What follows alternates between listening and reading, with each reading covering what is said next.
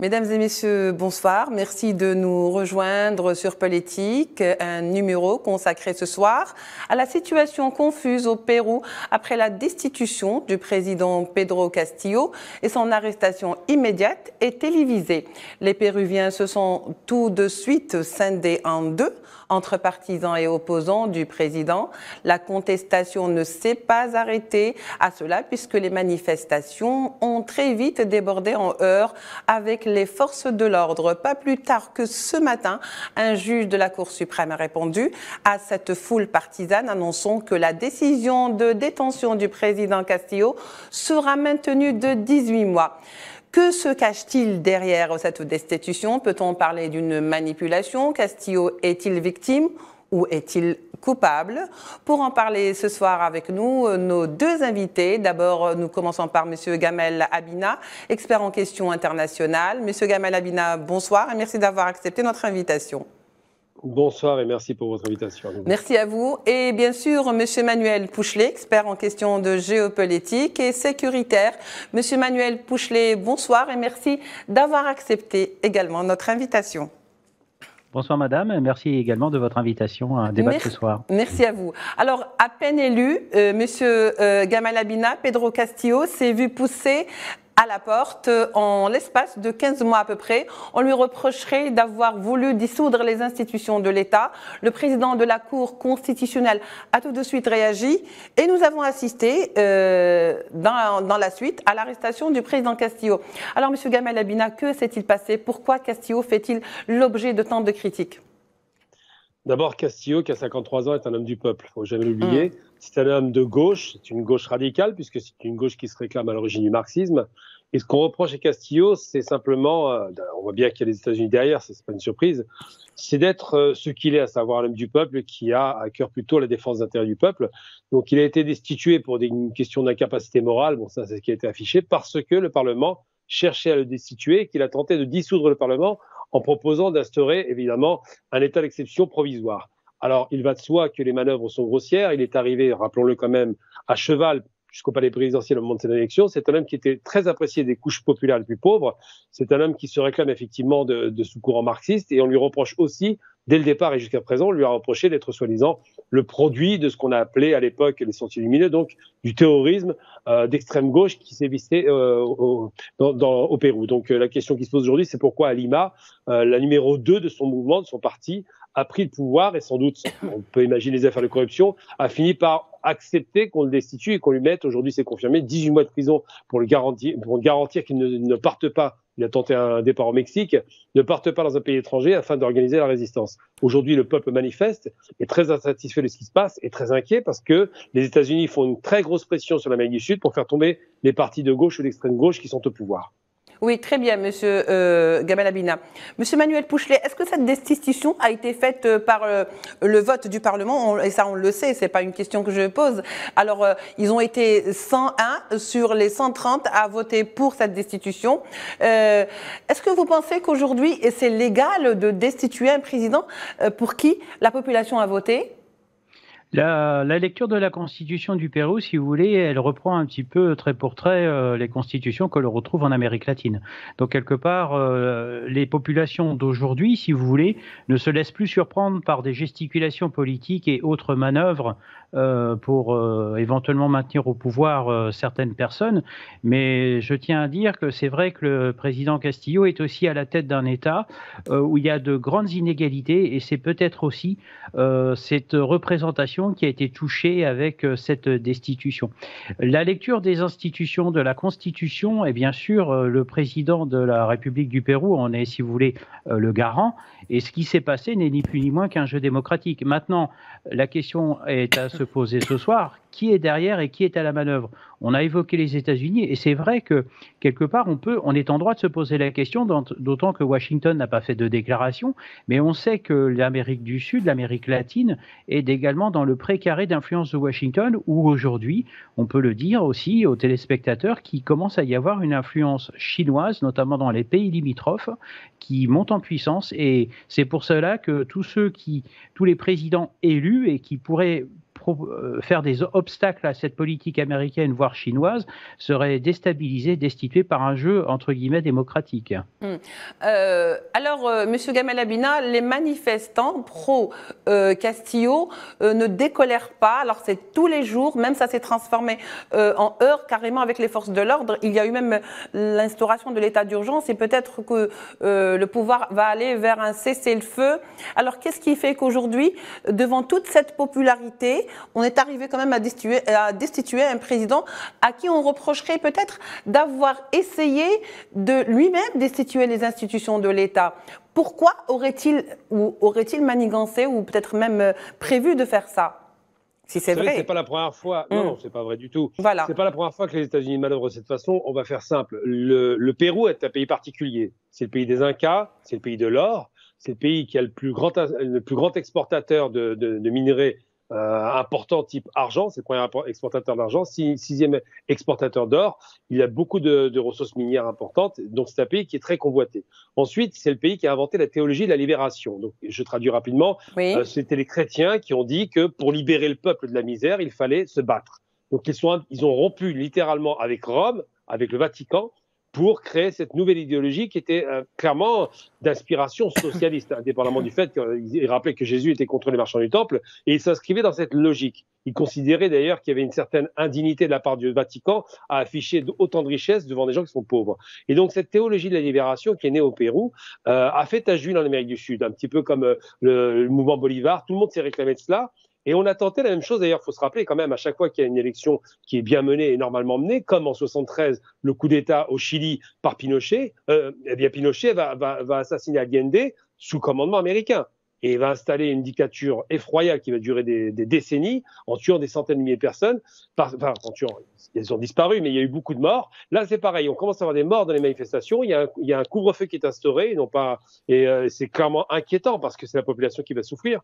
Mais la manœuvre grossière est évidente. Ça rappelle un peu ce qui a été tenté, pareil, dans un pays qui était démocratique, il est toujours d'ailleurs, qui est le Venezuela, où on a tenté d'écarter par des manœuvres grossières, et le Parlement, en l'occurrence, et l'opposition, Maduro, qui était le président librement élu, qui était le successeur, évidemment, d'Hugo Chavez.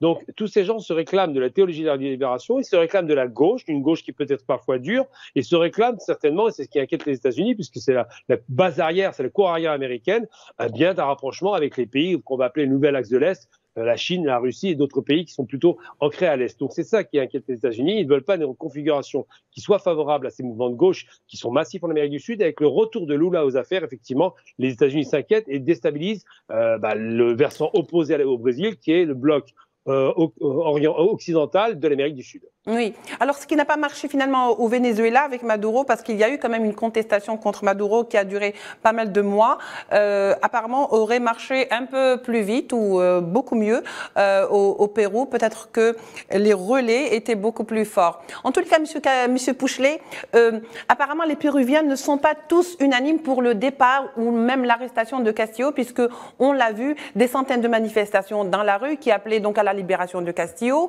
Alors, s'il jouit d'autant de popularité, selon vous, d'où viendrait le problème? Vous savez, j'ai évoqué dans mon premier commentaire une sorte de société inégalitaire et à mon avis, je pense que modestement, cela vient de là. Le président Castillo, si vous voulez, il a toujours ses supporters et il a aussi ses contradicteurs. Donc, en fonction, si vous voulez, des enjeux en cours qui viennent d'être rappelés par votre invité, et c'est très important ce qui a été mentionné ce soir, c'est-à-dire qu'aujourd'hui, la popularité d'un président, elle est difficile à maintenir, d'autant qu'on est également en Amérique du Sud dans un schéma de défiance par rapport au pouvoir.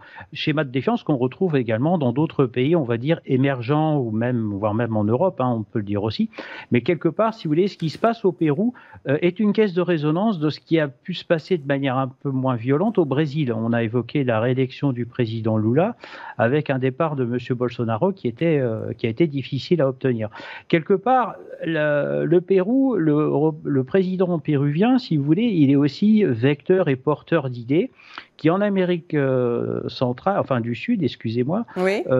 sont importantes auprès de la population et ont une influence grandissante. On est aussi dans un pays où il y a des minorités ethniques qui cohabitent ensemble. Et c'est peut-être pour ça qu'en fonction des minorités, vous avez plus ou moins de soutien par rapport à la présidence.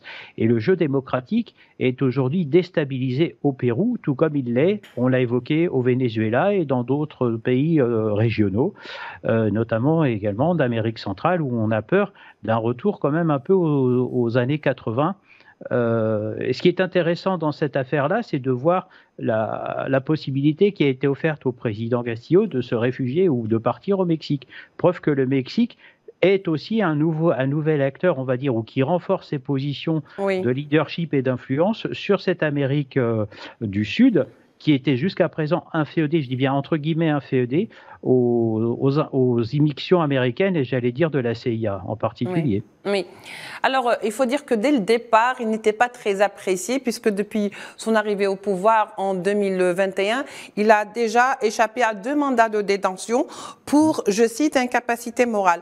Alors, peut-être il va falloir nous expliquer un peu, Monsieur Gamel Abina, qu'est-ce que ça signifie finalement cette incapacité morale qu'on lui a ressorti à 2 reprises, et d'autant plus que on lui reprocherait d'être novice en politique parce qu'en raison de ses origines rurales, lui qui était instituteur dans la province, dans la région provinciale. Tout à fait. Le terme incapacité morale est extrêmement méprisant, extrêmement condescendant vis-à-vis de ce qu'il considère comme étant pas la haute classe et l'intelligentsia du Pérou. Absolument. C'est très prétentieux. C'est pas la première fois qu'on a ce genre de tentative. Le Parlement a fait par 2 fois déjà auparavant des décisions qui ont abouti. D'ailleurs, c'est amusant parce qu'ils cherchent pas vraiment la couleur pour le coup. À l'époque, c'était plutôt la droite, puis après c'était le centre, et maintenant c'est plutôt l'extrême gauche. Mais l'incapacité morale est en vérité une traduction réelle de l'échec démocratique du pays, puisque si l'on considère qu'un homme qui a été élu par le peuple, porté au pouvoir, et d'ailleurs qui a une certaine assise populaire malgré tout, finit par être jugé par incapacité morale, c'est un jugement de valeur qui est extrêmement tendancieux et qui en dit long sur la fracture qui sépare le pays en 2 catégories, les favorisés et les défavorisés. Les Indiens d'un côté, la majorité effectivement plutôt européenne bien lotie. Il y a beaucoup de fractures comme ça dans ce pays qui est traversé par des inégalités sociales, un pays qui est très peu industrialisé, qui fait beaucoup d'extraction minière, un pays qui aurait pu réussir si effectivement il n'y avait pas eu toutes ces coups d'État à répétition qu'on a connus dans les années 80, sanglants d'ailleurs, et qui ont coûté à la population. Mais aujourd'hui, lorsqu'on va taxer un homme d'incapacité morale, on va psychiatriser le débat, on va faire croire qu'il y aurait un problème de capacité en termes politiques, alors que la politique, c'est de la pratique, et que de dire incapacité morale, en réalité, c'est l'incapacité d'accepter un système qui n'est pas forcément, pour le coup, moral. Oui, absolument, oui, Gamel Abina. Monsieur Manuel Pouchelet, alors, est-ce que c'est un hasard de considérer aujourd'hui que les États-Unis ont été le premier pays qui a réagi à l'annonce de la destitution justement du président Pedro Castillo? Et j'en rappelle un petit peu les propos, puisque tout de suite, la diplomatie américaine a fait savoir qu'elle considérait ou elle ne considérait plus Castillo comme président du pays. Et elle a même salué le rôle du Parlement, puisqu'on rappelle que c'est le Parlement qui a voté pour la destitution du président. C'est un véritable coup de soutien là pour la prise de décision de destitution par le Parlement. Oui, les Américains jouent dans leur savoir-faire qu'est la démocratie. D'ailleurs, ils se sont eux-mêmes élevés avec cette démocratie lors de leur constitution et lors de leur création. Et quelque part, c'est un message fort qui est adressé aux Péruviens en reconnaissant les institutions démocratiques péruviennes et toujours ces coups, on va dire, de déclaration contre les présidents que les Américains jugent comme socialistes. Donc, je traduis de gauche, qu'ils n'aiment pas et avec qui ils ont beaucoup de mal à essayer de maintenir et d'entretenir leurs immixtions et on va dire, leur influence. Voilà. En ce qui concerne le jeu démocratique au Pérou, c'est quelque chose qui fonctionne, comme dans tous les pays de la région qui se sortent enfin d'un système qui a été particulièrement sanguinaire, ce qui a été évoqué dans les années 80. Aujourd'hui, le Pérou est un pays qui va devoir réussir sa révolution on va dire, sans jeu de mots, si vous voulez, cette transition qu'il attend, où il voit ses voisins, ses États voisins, réussir dans des secteurs où lui doit encore convaincre et consolider des acquis. On parlait des secteurs économiques. Le Pérou n'a pas cette chance pour l'instant qu'ont les voisins. Je pense à l'Équateur, à la Bolivie et d'autres pays beaucoup plus grands, le Brésil, le Chili, qui sont aussi également très convoités. Je pense que c'est une période de transition pour le Pérou qui sera longue, mais en même temps, vous assistez aussi à un jeu de Washington avec ses déclarations diplomatiques qui ne sont pas neutres. Une déclaration diplomatique prouve que le pays en question, les États-Unis d'Amérique et Washington en particulier, ont un œil observateur sur la situation et où les rapports quotidiens remontent à la présidence, donc à la Maison-Blanche, auprès de M. Biden, qui, par, on va dire, personne interposée, donne des directives aussi, alors que l'ordre du jour des Américains est pour l'instant ailleurs. L'objectif, comme vous pouvez le constater, c'est que ce qui se passe au Pérou, les Américains ont un œil dessus, tout comme ils ont un œil sur la crise en Ukraine et puis sur la Chine avec Taïwan. Donc, si vous voulez, l'objectif aussi, c'est de mobiliser la diplomatie américaine. Mais la déclaration américaine de ce soir, que vous venez de nous évoquer, démontre bien que les États-Unis ont un œil sur la situation et en aucun cas, elle ne va lâcher ce dossier. Oui, très bien. Alors, bien sûr, il faut le dire, juste après ces manifestations qui se poursuivent, le juge de la Cour suprême est sorti pour dire que finalement, il n'y aura aucun changement, que de toute façon, il sera toujours maintenu en détention. Alors, qu'est-ce qui fait peur, M. Gamal Abina? Est-ce que c'est la personne même de Castillo? Est-ce que c'est le fait de voir qu'il jouit de beaucoup de popularité? Est-ce que dans tout ça, il n'y a pas une sorte de machination qui a très mal été digérée par la population? Tout à fait. La population a bien compris qu'il y avait une manœuvre politique. Alors évidemment, on joue le jeu de la démocratie avec un Parlement qui, pour 80 députés, sont les membres de l'opposition, finissent par écarter un homme qui a été élu, tout de même, il faut le rappeler, sans tenir compte des règles de droit. Cet homme qui a voulu contrer ce coup de force, évidemment, il le sentait venir. Et la problématique qui se pose, c'est la problématique américaine. C'est vrai que les États-Unis, immédiatement après un coup de force, se satisfont de cela. On l'avait bien vu avec Maduro, c'est pareil. L'opposant qui n'avait pas gagné a été considéré comme étant le gagnant. Tout le monde, les États-Unis ont l'habitude de décréter les victoires des gens qui leur sont favorables. À l'époque, c'était les coups de force militaires, hein, les Pinochet et autres dictateurs sud-américains qui ont quand même massacré beaucoup de populations. Aujourd'hui, la question qui se pose, c'est de savoir ceux qui sont aux commandes au Pérou, pourquoi ils ont agi comme cela, qu'est-ce qui les a motivés. Moi, je pense que la motivation première, simplement, c'est une basse question d'argent. Quand on est intéressé par les questions financières, on peut être facilement corruptible, surtout sur un pays qui n'est pas forcément très riche et dont les déséquilibres socio-économiques sont criants. Alors, j'ai envie de dire simplement, c'est qu'aujourd'hui, les États-Unis, ça fait à peu près une dizaine d'années, reviennent sur leur cours arrière, qu'ils considèrent comme étant un précaré l'Amérique du Sud, et ont tendance à bousculer ou à essayer de déstabiliser le régime plutôt à gauche. On l'a vu, on voit bien. Ils ont tenté de mettre en prison à l'époque Chavez. Ça a été fait pour un temps, mais ça n'a pas duré puisqu'il a été libéré par sa population. Ils ont tenté de mettre en prison et ils ont réussi Lula da Silva, ce qui est quand même pas rien. Un chef d'État qui a été mis en prison, c'est assez rare, mais pour le souligner. Ils ont écarté du pouvoir, évidemment, Evo Morales. Tous les hommes du peuple, qui sont parfois d'origine indienne d'ailleurs, et qui arrivent aux commandes dans ces pays-là, ont un discours qui est complètement anti-ultralibéral, et ça pose problème à l'ultralibéralisme américain qui voudrait asseoir sa puissance et son hégémonie. On se souvient de simplement la plus évidente des dictatures installées par les États-Unis, qui était Cuba avec Batista. Eh bien, Cuba était un pays de misère parce que les États-Unis, ils maintenaient une dictature militaire féroce. Et ils essayent de reproduire ce schéma-là un peu partout en Amérique du Sud, mais il se trouve, et c'est bien d'avoir souligné, que la démocratie malgré tout existe et qu'elle défend le fait qu'il ne faut pas détruire, ou du moins détruire l'institution et attaquer la population, parce que la population est vent debout, considère que l'homme qui a été élu lui ressemble et veut qu'il revienne aux commandes, ce qui est normalement le jeu démocratique va jusqu'au bout. On ne peut pas le destituer sans passer par une procédure légale. Oui, alors on va citer les chefs d'inculpation qui pèsent sur lui. Apparemment, il a une peine de 18 mois de prison.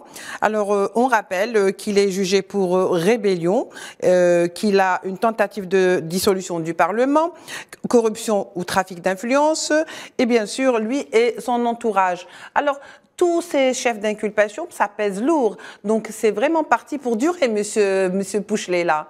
Je ne pense pas qu'on va lâcher M. Pedro, le président, donc Pedro Castillo. Quand vous regardez les chefs de l'occupation, c'est ni plus ni moins que un comportement qui est juste contraire à la Constitution et également aux initiatives, on va dire, du président Castillo. Quelque part, si vous voulez, c'est un verbatim diplomatique un peu particulier, où quand on veut accuser, quand on veut tuer, excusez-moi cette expression un peu à la droite, quand on veut tuer son chien, on l'accuse de la rage, et c'est tout à fait ça. En fait, on va choisir, si vous voulez, pour écarter du pouvoir pendant une longue période le président Castillo, des chefs d'inculpation ou de mise en examen, dirait-on en France, suffisamment conséquents pour l'éloigner du pouvoir pour une période, on va dire, incompressible, ce qui l'écarterait de tout retour aux affaires. Et je crois avoir entendu la vice-présidente parler déjà d'élections, d'organisation de nouvelles élections présidentielles dans un court délai. Vous voyez ? Donc, quelque part, qui a dicté ça aux autorités péruviennes? Est-ce qu'il n'y aurait pas par hasard la main de Washington? Parce que l'air de rien, c'est du verbatim américain. Et quand on parle de cour constitutionnelle, je vous ferai remarquer qu'aux États-Unis, c'était aussi, rappelez-vous, quand il y a eu les incidents du Capitole avec le président Trump, qui était revenu sur le devant de la scène. Donc, si vous voulez, voyez, on a une situation qui est assez particulière, qui est très tendue. On a quand même des morts. Et je tiens aussi à rappeler quelque chose d'important. La population n'est jamais neutre. Et elle ne mordra jamais la main qui l'alimente. Donc, vous voyez, si vous voulez, j'allais dire la devise latine, alea jacta est, le sort en est jeté. Mais là, on a quand même un président qui se retrouve accusé, tout comme d'ailleurs l'étaient ses prédécesseurs. Je pense au président Fujimori et celui qui a lui succédé ensuite. Il y a ce n'est pas le coup d'essai au Pérou d'accuser des présidents pour corruption, influence, etc. Voilà, vous voyez. Donc, quelque part, ce n'est ni plus ni moins qu'une répétition de situations qui ont déjà été actées et validées par le passé. Oui. Alors, Monsieur Pouchelet, cette question, comment vous pensez qu'aujourd'hui, le gouvernement qui est déjà mis en place avec Madame Boluarte va contenir cette colère populaire? L'objectif pour Madame Boluarte, ça va être de retrouver le calme rapidement et l'apaisement. Oui, c'est à mon avis Et de quelle manière? Eh ben, ça va être, on l'a évoqué, de réduire ces inégalités qui sont persistantes, de privilégier les investissements, d'occuper les Péruviens à préparer leur avenir et peut-être à s'inspirer de ce qui se fait dans les démocraties voisines. Où notamment, je pense à l'Équateur, où j'ai une relation qui connaît bien le pays, si vous voulez, qui m'a parlé d'un développement assez considérable du tourisme. Est-ce que c'est pas ce qui manque au Pérou? Vous voyez, ça permettrait une égale répartition, je dis bien entre guillemets, entre les minorités, dont certaines souffrent d'exclusion. On l'a mentionné ce soir. Et quelque part, il faut mettre la population au travail, il faut la responsabiliser, il faut lui faire confiance, puisque regardez, si elle est dehors aujourd'hui, cela prouve bien que c'est elle qui est aussi garante du jeu démocratique. Et n'oublions pas, le président a été élu avec un suffrage universel. Donc il y a cette légitimité qui est tirée du pouvoir, alors que la nouvelle présidente non élue, en revanche, qui a été choisie, va devoir tirer sa légitimité et sûrement clarifier la situation assez rapidement avec la population et surtout les autorités péruviennes. Alors, M. Gamel Abina, est-ce que vous ne pensez pas finalement que ça serait naïf aujourd'hui de penser que finalement l'impérialisme sous cette nouvelle forme existe toujours dans cette Amérique latine qui n'a jamais été lâchée par l'Amérique du Nord? Vous savez, le système présidentiel péruvien est un système monocaméral, présidentiel monocaméral. Ça signifie qu'il n'y a qu'une seule chambre. Il y a un seul Parlement. Donc ça fragilise quelque part les institutions parce qu'il n'y a pas la chambre haute et la chambre basse, il n'y a pas de négociation. Il y a une séparation de pouvoir et ça, les États-Unis l'ont très bien compris. Ils sont capables de s'appuyer sur un élément contre l'autre. Alors effectivement, ce n'est pas un mythe de dire que les États-Unis se satisfont largement de la chute d'un régime de gauche en Amérique du Sud. Ils l'ont toujours fait. Ça a toujours été une obsession chez eux. On voit bien qu'avec Cuba, ils ont jamais relâché la pression. L'embargo est continu et ne s'est jamais arrêté puisque Trump l'a remis en place et Biden ne l'a pas cessé. Donc ce système de pression et de répression, parce que je dis pas une pression états-unienne et répression par des bras armés qui leur en sont fidèles, eh bien ce système a continué. On voyait bien à l'époque avec les sandinistes au Nicaragua, à chaque fois qu'il y a des mouvements révolutionnaires de gauche, les États-Unis manœuvrent pour soit armer l'opposition ou soit quasiment intervenir directement, comme on l'a vu à Cuba avec la baie des cochons. Donc aujourd'hui, on est sur un système qui effectivement est fragilisé. Une Amérique du Sud qui a été tranquille pendant une dizaine d'années, surtout pendant la période 90, quand les États-Unis avaient tendance à porter leur offensive au Moyen-Orient. Maintenant, ils recentrent leur débat, ils recentrent sur leur précaré. Et effectivement, les Sud-Américains ont du souci à se faire parce que ces régimes de gauche ne s'inscrivent pas du tout dans une logique états-unienne Et il y a eu beaucoup de régimes qu'on a appelés, alors il faut se rappeler du terme exact, qu'on appelait république bananière. Ça correspond à ce qui se passait à Cuba à l'époque, où c'était effectivement des exportateurs de bananes, souvent qui dirigeaient les instances politiques. Oui. Et bien, on a à peu près le même système aujourd'hui. Il y a des lobbies, il y a des grands industriels, il y a des exploitants miniers, par exemple, qui sont afféodés aux États-Unis. Et ceux-là répondent comme de bons soldats aux maîtres américains parce qu'ils sont corrompus. Et quand on reproche la corruption au président qui a été démis de ses fonctions de façon quelque part illégale, eh bien on lui reproche ce qu'il reproche à ses opposants, qui eux sont réellement corrompus, et c'est acté. Il n'y a pas d'enquête, on est en train de le soupçonner de choses qui ne sont pas vérifiées, mais une fois que les enquêtes seront faites, il ne sera plus au pouvoir malheureusement. Très bien, Monsieur Gamal Abina, pour tout cet éclairage. J'aurais aimé rester encore plus longtemps avec vous, mais l'impératif du temps, lui, nous dépasse. Merci, Monsieur Gamal Abina. Donc, je rappelle que vous êtes expert en questions internationales. Merci à vous également, Monsieur Emmanuel Pouchet, d'avoir pris part à notre débat. Vous êtes spécialiste des questions en géostratégie et de questions sécuritaires. Merci à vous également, mesdames et messieurs, de nous avoir prêté attention. On se retrouve, quant à nous, le week-end prochain pour de nouveaux numéros et un nouveau thème.